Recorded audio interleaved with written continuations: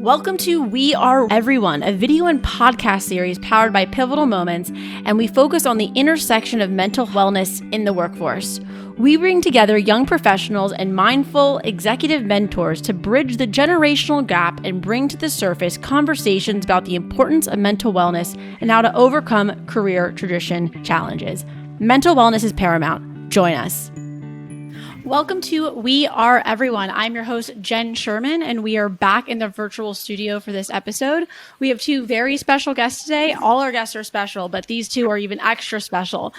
We have Matt Davis. He is the president of Driftwood Leadership LLC. And then we also have Eric Hipple, who is an outreach specialist, author, speaker, and NFL alumni. So let's go. Hello, everyone. How are you doing? Hello, Jen. Great to be here.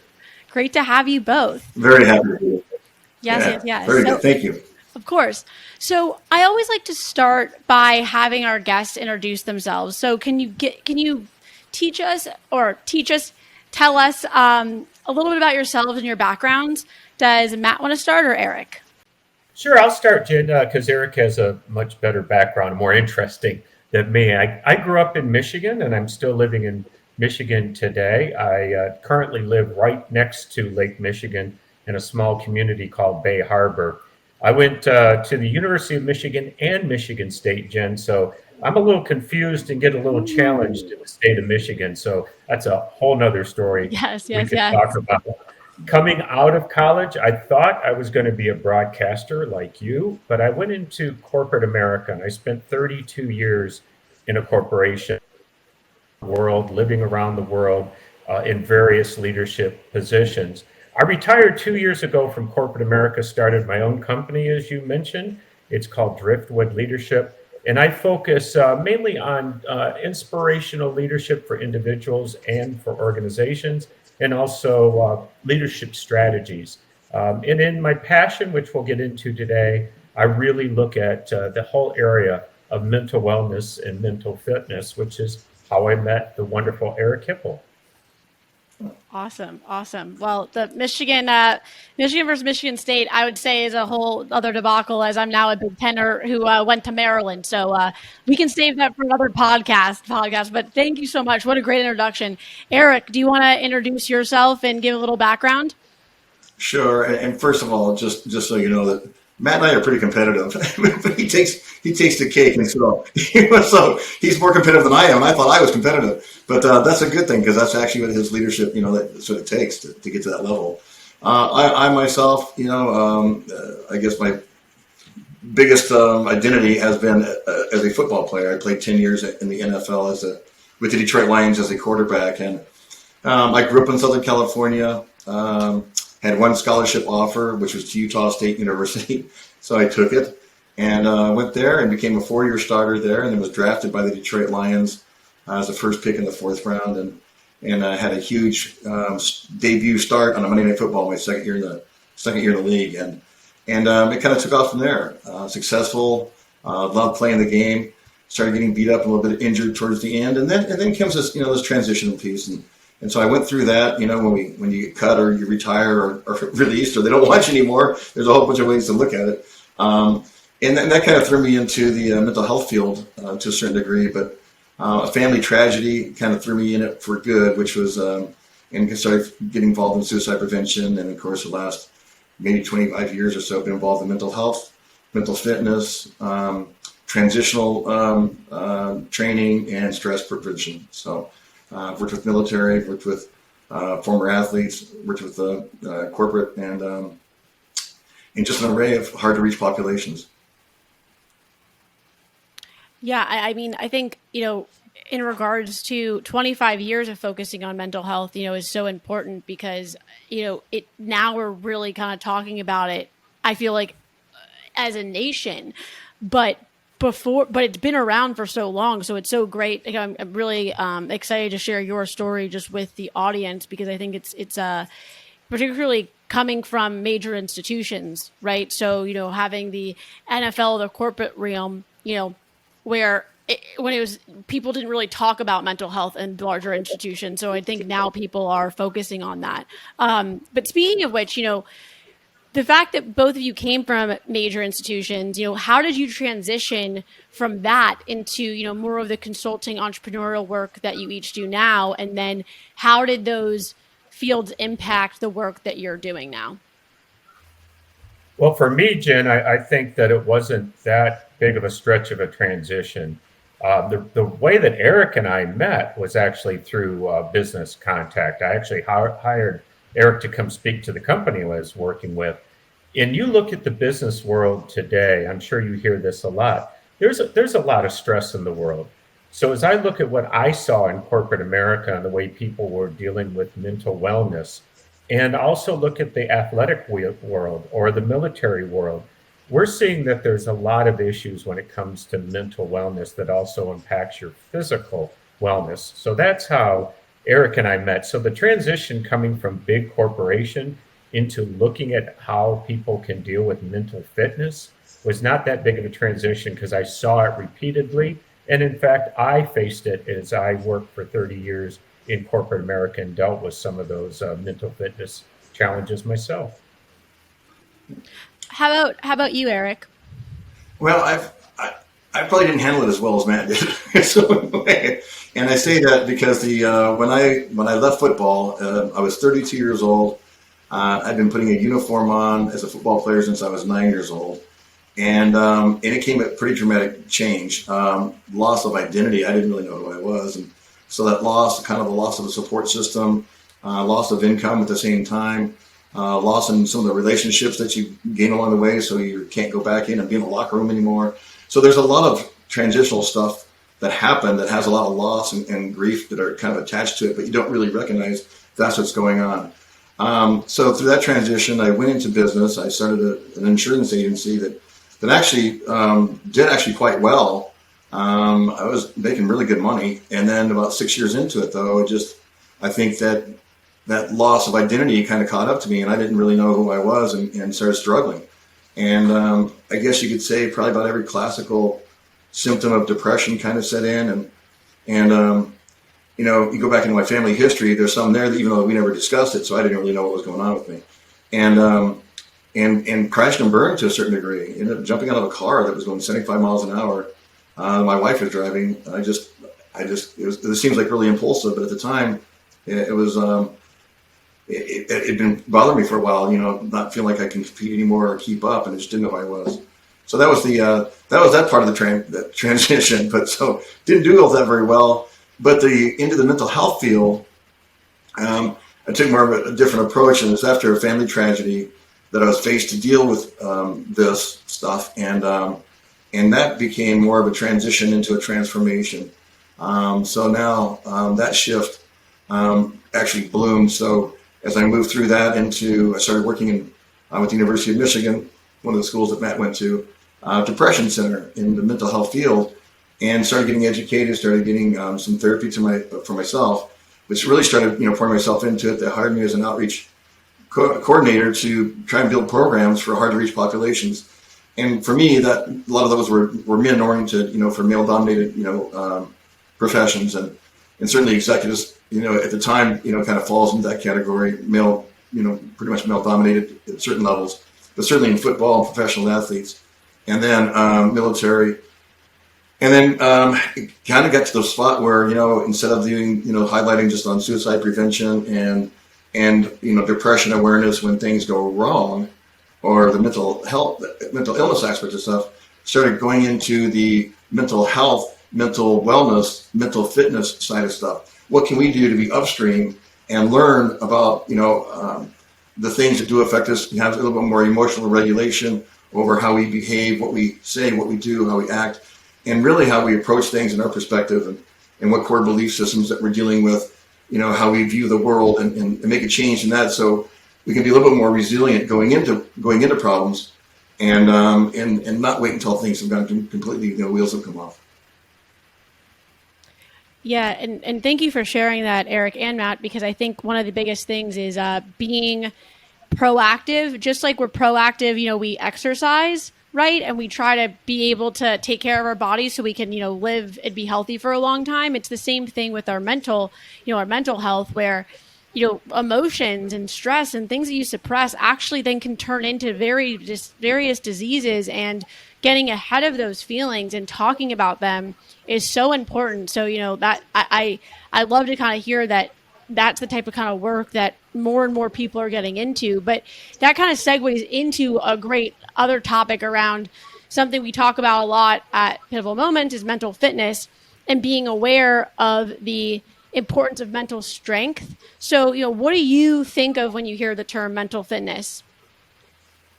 Either Eric or Matt. Well, I'll jump in, and I think mental fitness, if you just the terminology itself, and I learned this, some of this actually through a Navy psychologist that worked with a special warfare group, which was about being really resilient and proactive in this mindsets. And I think the biggest thing is when I walk into a room and I want to talk about mental fitness, I've got everybody's attention. If I were to walk into a room and say I want to talk about mental illness, I'm not going to get everybody's attention because it's going to be resistant. I'm not going to get maybe attention of somebody who's maybe in dire needs and is trying to figure stuff out. But this does not give me the chance to be proactive. But if I talk about mental fitness, like I'm talking about, hey, let's get in shape.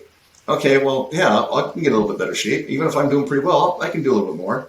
And so I think it opens up that door to invite everybody in. And I think that's the important piece. And I will say this, when I met Matt and we started talking about some of these issues and stuff and trying to nail some of the stuff down and why it's so important and why are we talking to certain groups, like for executives, for example, and incorporating, some of the echelon of leadership, is because if they're healthy, their impact and cultural change on the whole structure for everybody they're responsible for can be healthy or more healthy. And I think that's a really important piece to look at.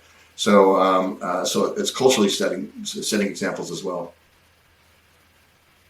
Yeah, and to your point, Eric, I think to your the aspect of being, thinking about from a cultural environment, corporate America standpoint, like when you look at a CEO and if they're not if they don't have certain values or executing themselves in a certain way, like that trickles down to everyone trickles down to everyone. So that, is a huge issue. It does. And over the course of, I think like 11 years, and I'm still occasionally doing it, but working with military, active military, the same thing, you have to have a culture of responsibility. I will say it that way. So up at the top levels, they have to set the example to make the changes, because if it's in disarray up there, it's going to trickle all the way down to the bottom. And that means maybe not being able to be, ship shape or ready to go. And the same for in the corporate world. If they're struggling at the top and it's not setting the right cultural examples, and I'm talking about not just overall, like here's the corporate, mission. I'm talking about in the microclimates where you find employees in pockets where, there's things that go on in individual stuff, and all these little microclimates that has to be, dealt with as well. And so the right culture can set that stage. 100%. And Matt, we were just talking about mental fitness and how mental fitness and being aware of the importance of mental strength. So I was wondering, Eric just shared a great answer too. I was wondering what you think of when you hear the term mental fitness. Yeah, and this is something Eric and I have talked about at length. In the last 2 years, the world has been so focused on physical fitness, if you will, healthcare. And there's certain components, if you will, to physical fitness, things like cardiovascular endurance and strength. But there's very similar things when you look at mental fitness. And if you take that to a higher level, it's things like self-acceptance, self-esteem, resilience, and be able to manage very strong emotions. And, Eric was talking about transitions. And I think specifically for men, it's difficult when you have an identity. There's the other thing that Eric and I spend a lot of time talking about and working specifically with men about. You have an identity. Eric had an identity for many years. I had one as a corporate executive. And even though Eric said maybe my transition was a little bit better, I suffered from the same aspects that Eric did when I left the business world. Who am I now? Where am I going to go with my life? And so that focus on mental fitness, it's to train your mind like you would train your body. And the leaders that I work with now, you cannot be at the top of your game in the business world if you're not mentally fit. So a lot of leaders will spend maybe a lot of time working out, but maybe they don't sleep well, or maybe they have addiction issues. So when I talk about mental fitness, Jen, I look at the total person, and you can't have one with the other. They're not mutually exclusive. You have to have both physical fitness and mental fitness. Without one, you can't have the other, and vice versa. 100%. And, to your point, like the things with transitions too is, life, things happen. I like to say things happen for you, not to you in life, because it's kind of more of an optimistic look, So why, you'll be walking around angry all the time. If you're like, why is this happening to me all the time? It's like, why is this happening for you? And so to your point, it's like these transitions are so pivotal, as we were, pivotal moments, is because it tests your mental and physical strength. And then you can kind of do a body check, be like, okay, I just went through this. I'm changing my identity, or I'm transforming into a new role. How am I feeling right now? And when you have those modes and you can name, oh, I'm sad, or I'm angry, or I'm confused, naming them then can help you be proactive about, how you are going to manage, or, what steps you're going to take in order to get back to neutral. Totally agree. And I would add to that there's a formal psychological statement that would say identity foreclosure, meaning the identity that you had for years. And that could be somebody that was a parent, their kids went off to college. It could be anything where you identified yourself. And it's called identity foreclosure because you feel like that's been foreclosed upon. I've been in the process with Eric's help writing a book called Identity Renewal. And I love what you just said about why did it happen to me? Why not did it happen for me? Because I'll tell you, and I think Eric will agree with this, is that there are many things in life that have happened that I think that is the worst thing that could have happened to me. And then a year later, I'll realize that actually was a blessing, and it can take me in a total different direction. Leaving my corporate job and going into something totally different has been a renewal for me. And I would even state that with Eric, with what has happened in his life, he is literally saving lives right now because of the tragedy he experienced. And he has helped so many people, including myself, by sharing his experience in life. Jen, I like what you said. I love that. And Matt, a multiplier effect on what you said as well. I always looked at it like this, that if you look at transition is what happens to you because of things that happen. In other words, it could be a crisis moment. It could be a loss of a job. It could be a natural disaster. It could be a relationship breakup. Something that where all of a sudden your support system gets lost. Your identity might get lost, and just the unshakable and unpredictable world also you find yourself in, like COVID. But if we don't look at that as a chance to transform into something new, we walk around feeling trapped. Like I'm stuck in this. I didn't ask for this. I'm resistant to it, and I start looking back and why is this happening to me? And as opposed to that renewal that you just said, Matt, which is looking at it and saying, here's an opportunity for me to do something. So we take a transition and turn it into a transformation. And with that, we can bring us new purpose. It can bring us, a new support system. It can bring us, new relationships. It can bring us a new environment, and even a rebirth of who I am. And I think those are all great things. And but we have to be open to it. We have to be, look at the possibilities and aware of it. And to that goes back to what you said, Jim, which is that the emotional stuff. We should be able to identify it and say, why am I? Yeah, but you have to, as Eric, as you and I often talk about, you're doing it, Jen, with a program like this. You have to remove the stigma. Mm-hmm. You have to make, and whether it's in a corporation, an athletic team, in the military, in academia, you have to create space so people can move forward out of the darkness into the light and say, hey, I'm struggling now. And Eric taught, when he came to our company, he taught this great technique. It's so simple. It's to ask somebody 3 times, what's going on? Because you can tell when somebody's a little off. And if you say to somebody, what's going on? A friend, a colleague, coworker, they go, oh, nothing. Then Eric will say, no, really, what's going on? Oh, no, I'm just tired. I didn't sleep well. No, come on, what's going on? Then you'll have somebody. So we have to help each other in this great society. And I keep saying, and I think it's true, men have a little bit more difficulty than maybe women or children speaking out. But I'm on a university alumni board now, and it's amazing how much time we spent last week talking about the mental fitness of our students and giving them the space to say, I'm not feeling right. I'm not doing well. I'm not physically ill, but mentally I'm just not in a good space. And the more we can talk about it, more we can give exposures on programs like We Are Everyone, the more we're going to be able to dive into it and solve some of these issues for the long run. Yep. And Jen, 110%. And Jen, I know we keep talking, male-dominated, issues that we're talking about, but the reason why I think that's prominent in our world that we talk about it is because I think we recognize that women do a much greater job of being able to communicate, and men don't. Men have to fall in this category of I can fix it, because that's what I'm going to do. I try and fix it. But if they don't have the communication skills or the ability to actually sort of even touch into some of those emotion stuff, they end up getting stuck on trying to fix it without the tools that can actually make it better.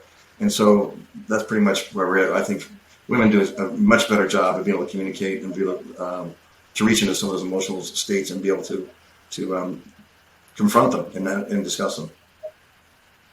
Yep. And I think to your point, that kind of goes nicely into our next topic as well, but it's not really men against women or, I think it's more so like, I think once, if as a I don't know, what do we say gender these days? It's like gender fluid. I don't know how biologically, if you're biologically male, then in my regards, it's more than how can we all come together as people to have more efficient and open communications. And I'll say, I'm not saying females, maybe we can cry or let's make it easier to cry, but I'm not going to say, females on females. I don't think sometimes we're not actually the nicest in our communication either. So I think all of us, can do a better job, but I do like how you do focus on males because it has been a little bit more difficult. And if you look at the data and suicide rates, it's higher among males and females. And so my question is, and we could get a little into that too in the other topics, but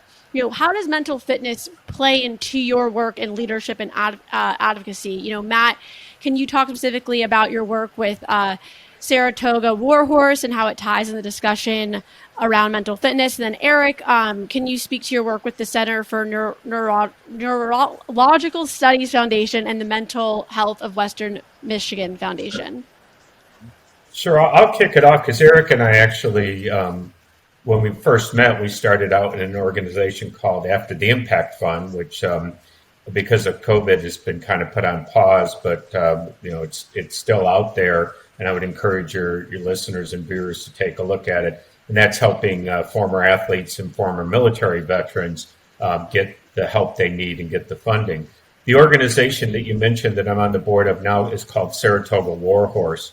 It's very exciting, Jen. It takes military veterans, men and women. As we know, when our men and women come out of the military, not only do they have physical injuries many times, but they also have some mental scars that they need to heal. We take former thoroughbred racehorses and we match them up with military veterans in a program that is unbelievable. And I'm not over exaggerating. I went through it to see it for myself. I'm not a veteran, but I wanted to witness it. It really does change lives. We have had over 1,000, I think 1,200 now veterans go through this program at locations in New York, South Carolina, and Maryland. And it's just wonderful. And there's countless programs like that. Eric and I, and I'm sure he'll address it when he answers the question, but we're very big believers in going and getting professional help, going to these experiences. Eric and I have tested a few of ourselves. We've developed one that we hope to kick off when we get through this COVID challenge.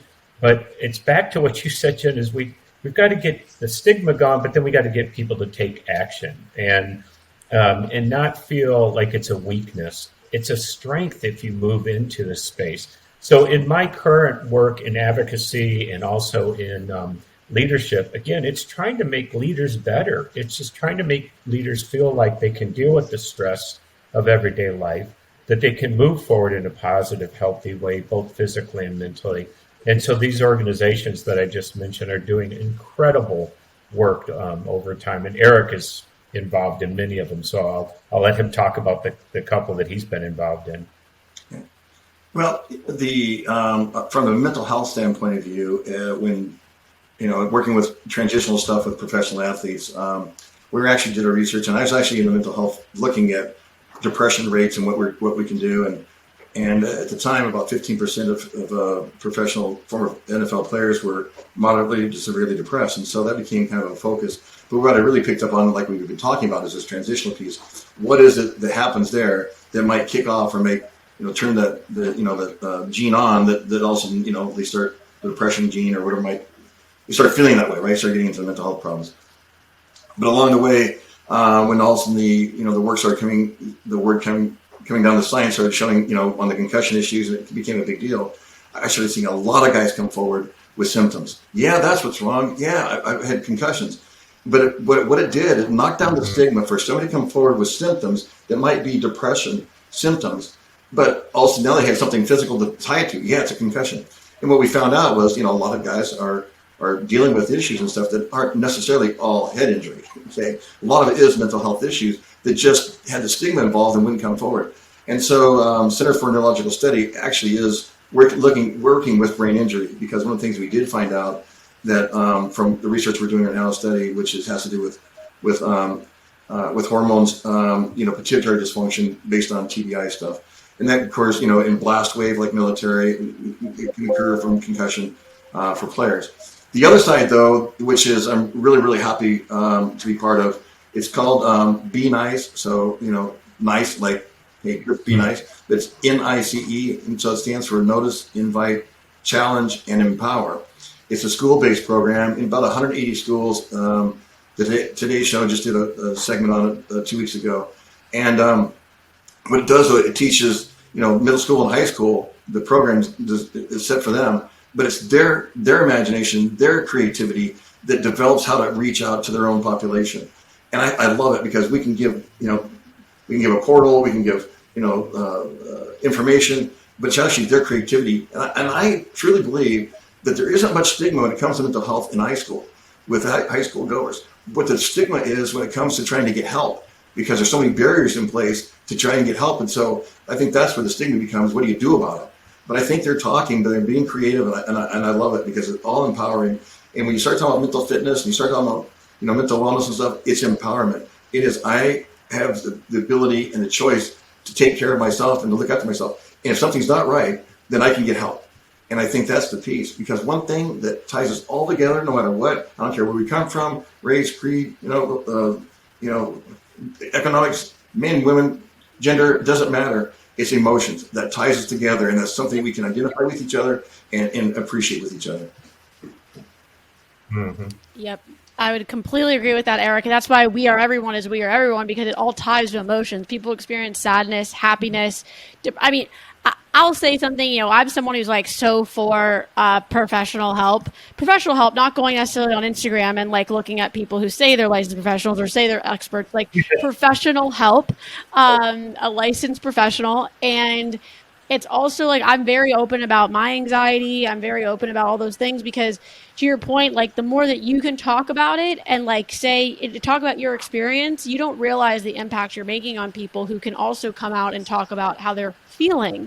Right. And so I really loved both your responses on that one. Well, I would say, Jim, again, I'll speak to the corporate world, and we use the phrase bringing your whole self to work. And if you're hiding any part of yourself, if you're trying to hide that you're gay or non-binary, or if you're trying to hide that you're having depression, anything that stops you from being your best self is an impediment to realizing your goals and your dreams. And that's why, you're right. Professional help. If you have somebody that's on your team and they say that they have cancer, you're immediately, let's get you a doctor. But if you have somebody that says, I'm struggling mentally, they're instantly like, whoa, man, you probably should just leave work. And no, that's the wrong way to think about it. It's what can we do to create an environment to help people grow and to help people realize that stress is part of everyday life. I told you before, Jen, when we talked, I think the next big pandemic is going to be a mental fitness pandemic. Yep. And I honestly believe that's true. I think we could do things to stop it from happening. But I think we don't realize the amount of stress that maybe people have been under during the last 2 years during the pandemic. Now we come back out again and we try to live our lives. And I think that creates an amount of stress on people's lives. There is an economic impact. So I think we have to keep our pulse on what's happening with mental fitness in this world as we look at what's happening with medical and physical fitness as well. Oh, I mean, 100%. I more recognize now where I go outside and I'm like, I'm triggered by just seeing people, right? I don't think we were inside for so long that, let's just go back to normal and let's go outside. Where I find myself on a Saturday and people told me I'm an extrovert. Well, I find myself more of an introvert where I don't want to see anyone on a Saturday and I just want to watch Netflix all day. And, I just think that's like, but naming it and, recognizing those feelings and talking about it, I think will really help being proactive around this, hopefully not, mental pandemic that's going to come after this. But, what do you think, like, how do such therapeutic programs play into the topics of, identity and addressing mental health and fitness? Eric, you're the author, and I love the name of this book, Real Men Do Cry. I would love for you to talk a little bit about this book and how it ties into your other work. And then also, Matt, you spoke about kind of your work with leadership. And another aspect is where I thought about this in our conversation is that you can be a business owner and start a business. And that's great. You're really good at, you build a product, whatever that may be, product, software, just an agency. But your sometimes leadership training comes after you're already managing 200 people and their emotions and lives. So that I thought was interesting. So if you want to start, Eric, and then we can piggyback to Matt, just talking about leadership and all that jazz, that'd be great. Sure. Well, I'll identify the book, Real Men Do Cry. When I grew up, I was a pretty sensitive kid, but I learned that you don't cry because when you get knocked down, you just get back up again. And that's how it was, culturally speaking, anyway. In my world, which is the football world, you want to be tough. You got to be tough. You got to suck it in. You got to be resilient. Well, resilience didn't mean, emotionally. Resilient mean, physically. Be able to stand back up after you get knocked down. Well, and I went through 2 major depression bouts. When I was in college, where I missed, part of it, my whole quarter. But still didn't talk about that stuff. Not until I lost my son to suicide that it was I was crushed and I found myself in a spot. How can you not cry about this, right? And so I found myself kind of embarrassed at times, crying in public. And I said, "This is ridiculous." And I thought it was just an important statement to make. Real men do cry, and in fact, not only that, it's so important emotionally to be able to have that outlet, to be able to identify why you are, and that you need somebody. I need somebody to hug once in a while, because this is really, really hard and painful and hard to do alone. And so that was kind of the emphasis behind it. And then working through that into, like I said, where am today, which is understanding that the emotional regulation and emotional intelligence, I guess the best way to say it, that you're aware of them. Because if you're aware of them, you can see them in somebody else. That means you might be able to help somebody else, but also empowers you, to work through those things and to be talkative. And my daughter, she's a trauma therapist now, and so through all the trauma that we went through and stuff, she became a trauma therapist, and so it works for her as well. And I truly believe in getting therapy. It's helped save my life. So yeah. Yeah, and Jen, this is a shameless plug, if you will. Eric's book is fantastic. Available on Amazon.com. Amazon.com. Real Men Do Cry. I'm only joking about the commercial, but it is an incredible book. I read it, and it honestly did make me cry because I saw a lot of myself in Eric's story. Obviously, some of the examples he used are a little bit different than my life, but I went through challenges growing up and getting through college and through business. So anybody, and it doesn't have to be just men to read the book. My wife read it and loved it. So it is, it's a great dialogue to have. So I've actually given it out to leaders myself. There's other books, but Eric's book also It brought up an interesting example or story when Eric and I first met, Jen, is so we met at a restaurant. I had watched Eric play football his entire professional career and loved watching the guy play. He was an incredible athlete. And so I was really nervous to meet him, the first time we met. And he sat down and he told me he was nervous to meet me because of my success in business. And both of us started working with a former Navy SEAL named Brandon. And we were nervous to meet him because here's a badass in the military that went through the Navy SEAL training. Here's the moral to that story is we all have value. We all have different things, parts that make us who we are, and we can admire things in each other. But we have to realize in the end, it's about our growth and where we're going and where we're leading. So how I extrapolate all this into my leadership training and what I tried to also be an example in my business career was you can be vulnerable. You can show as a leader that you have vulnerability. You don't have to have all the answers. You don't have to always be in a good mood either. You can show emotions and say, I'm sad about this or I'm angry about this without losing your cool. And so sometimes business leaders, athletes, they feel like they have to have this facade. And that's why I think a book like Real Men Do Cry give permission to show your emotions. And if you think of really, really great inspirational leaders in life, they show their whole self. They're not robotic. They really do connect with people on an emotional level. And once you do that, you realize that people are going to follow you anywhere. You're going to get the support you need. It's tough to teach some leaders that lesson. They sometimes learn it the hard way. What I like to say is you don't need to be a jerk to be a good leader, and you can be vulnerable and you can show emotions. And so the book that Eric talked about taught me those type of lessons as well. Yeah, well, it's going to be on my Amazon list for sure. You can go to Amazon.com, Real Men Do Cry. I'll add in my commercial here too. I don't have, I'm pre-promoting it before I read it. But I think to your point of vulnerability, I mean, it's such a powerful word. And, it's like it's a Monday. I don't really, and again, I know, if I talk to my spiritual guy or therapist, they're like, you can just wake up every day and you don't have to feel like it's a Monday. Well, you know what? I just didn't work all weekend and now it's a Monday and I'm just feeling a little lethargic, right?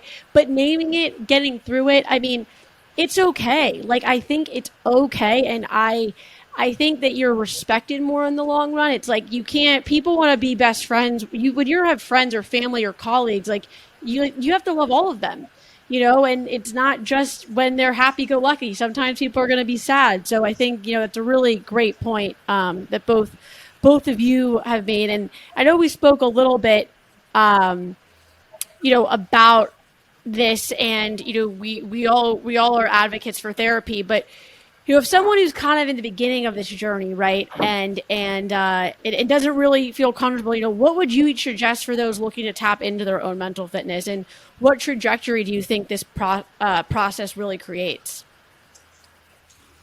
Well, I can start, but and I'll use my own journey. But first, seek out like-minded people that might be have struggled through this themselves. I mean, that Eric's been like a brother to me in this realm of how if you're feeling off center, if you're kind of battling depression at times, what resources are out there? I mean, the worst thing is to make a permanent decision on a temporary set of circumstances, and that really breaks your heart with anybody that gets into that circumstance. So the best advice I can give, Jen, is start talking about it. And it's okay to take mental health breaks, mental fitness breaks. I often would, in my leadership training when I was at my company, is I would tell people, if you just don't have it, don't come in that day, and call in and say, I need a mental health day. And just like I'm not feeling well physically, I think Eric will tell you the same thing. If you step onto a pro football field and you're playing a little jittery, you're probably going to get very injured. So, you have to protect your own well-being.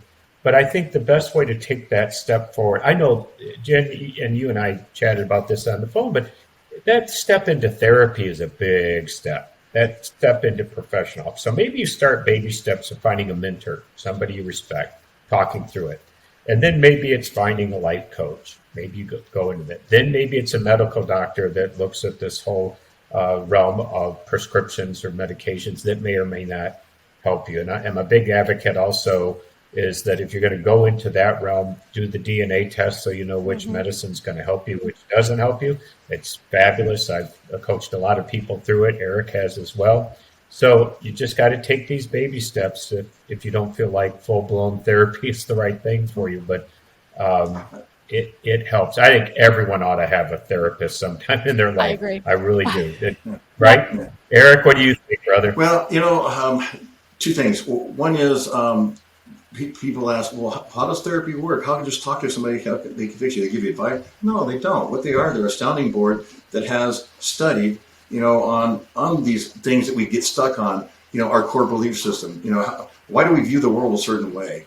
So what's in our past that Nelson gives us this lens that we're looking through that might be negative or might be difficult. And that's all it is. It's just a reflection so you can actually see yourself and also learn a different perspective. That's really what therapy is. I'm not talking about the medication therapy. I'm just talking about that kind of therapy. And so I would say this. I like to use the definition of mental health. To me, this is the true definition, which is a sense of well-being on who you are, right? Because you have that. If you like who you are, you feel comfortable in your own skin and who you are, that means you can get through a lot of stresses. You can have great relationships. You can, you can be productive. You can be part of a community. But you have to understand that sense of well-being on who you are. And if you don't feel that, okay, then then you can take a mental fitness step. And I say mental fitness step, something that's just a tool. How can I move forward to try and feel that? And sometimes that discussion point of trying to figure out what even that means and who I am and reflecting back on a lot of stuff. And just remember this, and this is my next bit of, I guess, of suggestion was this. Life is full of firsts. Okay, if I see somebody that's advanced, just ahead of me, well, how did they get to where they are? Guess what? They had a first once too. Whether it was the first time they did therapy or the first time, they had to get in front of a group and talk to a bunch of people. Oh, I hate talking in front of people. But you know what? Everybody's gone through that once. So everybody's life is full of firsts. And so just because you see somebody who looks like they've got their stuff together, they had first too. And everybody goes through it. So that means we all have a commonality about that.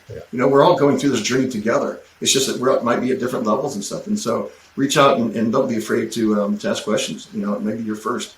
But yeah, Eric, I saw a great quote the other day. It says, "When's the last time you did something for the first time?"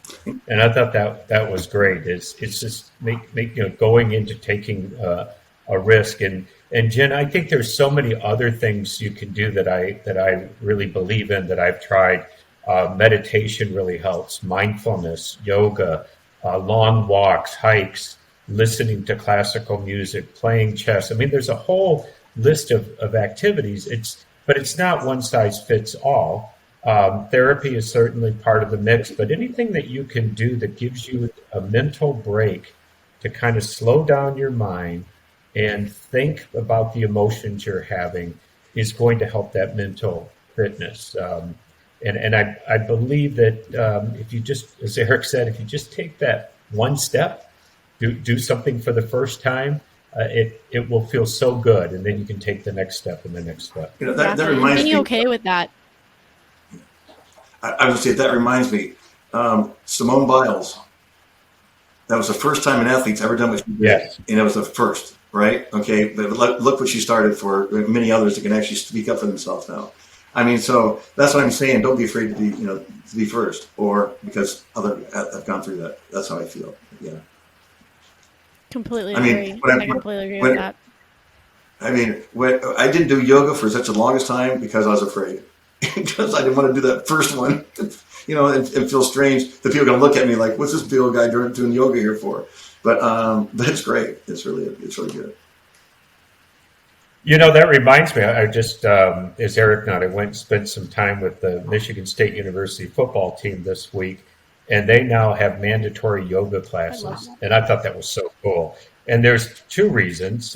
One is certainly flexibility and stretching, but it also allows them to mentally slow down and stop their mind from racing. So, in a lot of elementary schools, a lot of companies are now putting in meditation rooms and quiet rooms, things to allow you to slow your mind down and take stock of where you are mentally. Yep. I love yoga. Like, listen, I am the least flexible, like coordinated person that you've ever met. And so, people, it's like everyone's body's different, but it still feels good even if your legs don't go as high as other people in the class, not a big deal, just kind of be in your moment and be comfortable with yourself. But I think that's really what it kind of comes down to. But I do want to give you the opportunity both, I feel like Matt and Eric, we could talk for hours, but I would love to give you guys both the opportunity of just sharing any kind of last words that with our audience before we wrapped up today. Well, I'm going to let Eric go first since I started first. So again, Eric's got a compelling story. So Eric. Yeah, I will say this. I guess what I'm going to leave with people is, the state of well-being is really important to have. Don't be afraid. Put it this way. Let's rephrase that. Let's call it be hopeful and instill hope in other people, because it's a gift. If somebody feels hopeful, then that means they can stay away from that mindset where they feel like they're trapped and things are going to fall apart, and maybe even suicidal thinking, right? Being a beacon of hope is important. And so sometimes that does take first to go and talk to somebody when maybe they're not ready for it, or first, to lead the way and to say, hey, this we're not going to behave this way. This is really not good. Let's do it this way. Or just be, the first to be encouraging to a group or somebody who might look like they might need a friend at a time. And so I think that if we can do that, I really believe that if nothing else, the state of well-being that we might have about ourselves really goes a long way, and it really helps us out. And I'll say one other thing. Yeah. I love Matt. Matt is the most awesome dude, right? And so when we met, we go around and around. I thought we're competitive. We talk, we can talk, right? So anyway, it's like sometimes we're not talking to each other. But I've learned more from this guy from just from the standpoint of view. I was really nervous to meet him, because here's this president of a world corporation basically, and so for me that representation was just huge. I was afraid to go talk to him. And yet when I walked in the room, he gave me a big hug to start off with. It kind of set the stage. So love you, Matt. Thanks. Yeah, well, and you know how I feel too. I love Eric Hipple very much, and I don't mind saying that. Again, guys need to show their emotions, and this is a perfect example of a partnership where Eric and I are certainly brothers from different mothers, and we've taught each other. But it also shows you that, that's why I love the name of your show, Jen, is We Are Everyone. And it's that example of me being so nervous to meet a guy that I admired on the football field, and Eric admiring me for success I had in business. We're everyone. And so my parting words is just that. We are everyone. And I have not met a single person in my life who hasn't dealt with some sort of mental stress. If you find that person, Jen, would you please send it my way? Because I'd love to interview him or her. Me too. Because everyone's going to go through it. Some of us handle it better. Some of us don't handle it as well. But we are everyone. We're going to go through it. So what I really want to impart to people who are listening or watching this program is, know you're not alone. And if you're in a deep hole, know there's a way out of it. There is a way out of it. It may not seem like it at the time. I've been there. So I understand how you can get into these spirals. Just start reaching out. Make that first step, as Eric said. And then once you come out of that, how do you keep your path going in the right direction? But here's the other story, Jen. It's not one and done. Because some people say, well, now I feel bad again. Well, yeah, of course. That's part of the cycle of life. Yeah. If you're always happy and euphoric, that's not reality either. So, yeah, you're going to have good times and bad times. You're going to go through grief and all. But, if you are in a hole, a dark place right now, please know there's a way to work your way out of it. Reach out to Eric. Reach out to me. Reach out to Jen. But there are ways to get out of it. There might be different ways for you than it was for Eric or myself. But I liked what Eric said about be hopeful, not fearful. Be hopeful and realize that tomorrow's another day. If you wake up and take a breath, great. And the biggest challenge for me in my life is to try to say the past is in the past. The future's not here yet. All we have is the present. And as you probably heard before, Jim, there's a reason why it's called the present, because it's a gift. So let's use that gift that we're given every day. Let's not stress so much about what may have happened in the past. You got to let that go. Easier said than done, I understand. Future isn't here yet. You can plan for it, but it's only going to come one day at a time. Focus on the here and now, and what can you do right now to make your life better as days come and go. So, first of all, I know I speak for Eric when I say, Jen, congratulations to you and your team for doing programs like this. Yes. The more we have, and through this program, if you change just one life, I know it's cliche, but it's true. If you change just one life, your mission has been accomplished, my friend. So thanks for having my brother and I, Eric, on today, and keep up the great work, please. Awesome. Well, thanks, Matt and Eric, I want to be now best friends with you both. I might come out to Michigan just because I was like, this is love. I was like, I call, brotherhood, womanhood, whatever you want to call it, like count me in. If I have to learn how to play really good golf, ride horses, whatever you guys do, I'm there. I'm there. And I just want to thank you both. This has been a really powerful conversation. And thanks for, being vulnerable and open. That's what we can just always ask. And I love that. Live in the present, Matt. Live in the present. Well, we will definitely catch you next time. I'm your host, Jen Sherman. We are everyone. And yes, thank you both. God bless. Thank you for tuning into another episode of We Are Everyone. You can subscribe to We Are Everyone on iTunes, Spotify, YouTube, and also be sure to visit www.pivotalmoments.org to learn more about the organization. And we also want to hear what mental wellness means to you. So you can follow us on social media, submit your video, and we will catch you next time. Thank you so much.